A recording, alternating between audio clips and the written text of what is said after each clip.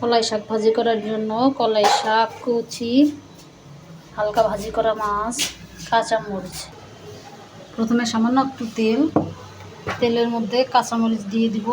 কাঁচামরিচগুলো ভাজি হলে এরপরে আর একটু তেল দিয়ে, তেলটা গরম করা যাবে না, তেল দিয়েই সাথে সাথে শাকগুলো দিয়ে দেবো। আগে মরিচগুলো ভাজি করে নেব।